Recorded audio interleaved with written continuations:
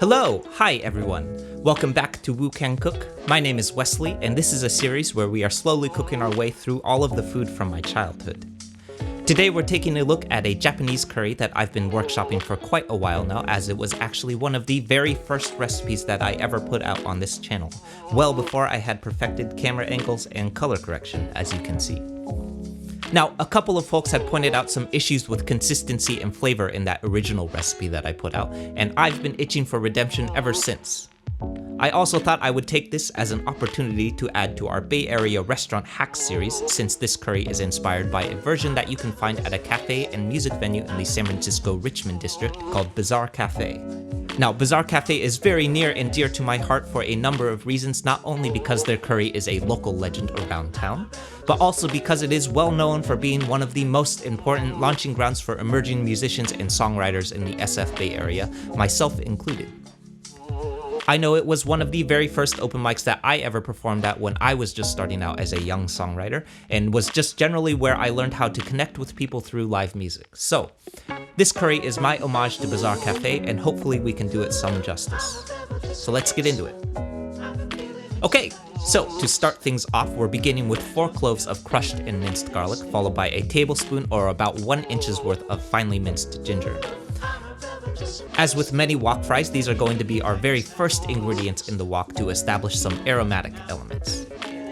Next, I'm dicing up half of a sweet white onion here, which we're going to be adding very last at the end of our wok cook.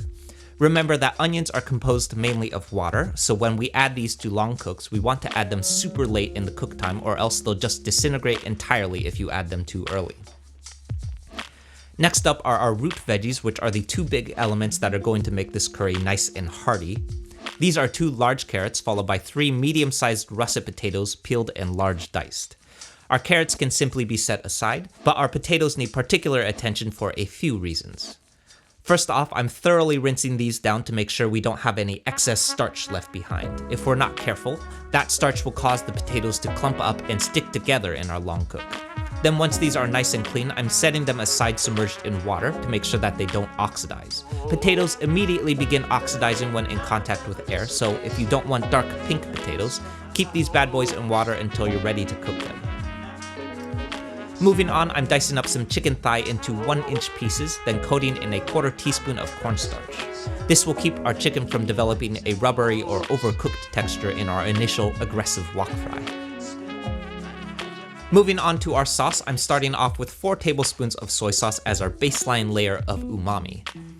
Then we're building out a few layers of flavor that come from Japanese cooking, starting off with some mirin for a bit of sweetness, followed by a 1/4 cup of dry sake for some brightness and acidity.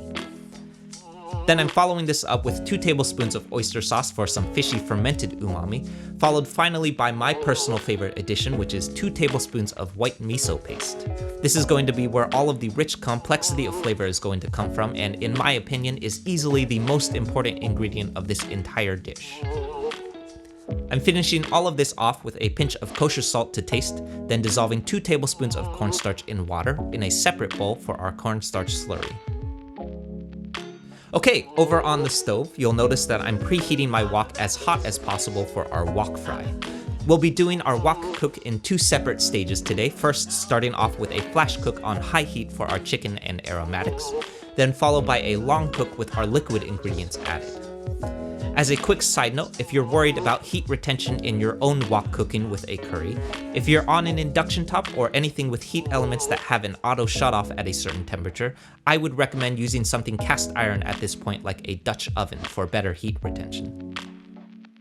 Okay, so starting off, I'm going with 4 tablespoons of peanut oil here for some nice nutty qualities. Then I'm blooming my garlic and ginger aromatics until fragrant for about 15 seconds. Then I'm following this up with my chicken thigh for 1 to 2 minutes. You'll notice that cornstarch is doing some work here at this point to preserve the tenderness of our chicken. Then I'm clearing some space in my wok and adding 3 tablespoons of curry powder plus 1 teaspoon of turmeric. We want to make sure that this stuff makes good solid contact with our cooking oil here so that we can really bloom out the aromatic qualities of these spices. Once it becomes nice and fragrant, we can go ahead and let that stuff combine with our chicken, give it 1 more toss to combine, and we're ready to start building out our wet ingredients. I'm starting off with our sauce mixture going in first, followed by our potatoes, carrots, half a cup of chicken stock, and finally 2 cups of water. Then I'm adding my wok ring here for some stability, and we're letting this bad boy simmer for a minimum of 30 minutes or up to 2 hours. Then once things are nice and reduced, I'm finally adding my onions and letting these go for 3 to 5 minutes until tender, followed by my cornstarch slurry. Last up, I'm seasoning with some kosher salt to taste. Remember to hold off on seasoning until everything's nice and reduced with long cooks like this. And finally, we're ready to eat. This is a curry that I've been dialing in for many years now, and I hope at least comes close to the one that you'll find at Bazaar Cafe. It's rich and complex in flavor, it's incredibly hearty, and absolutely just comes alive with a nice long simmer.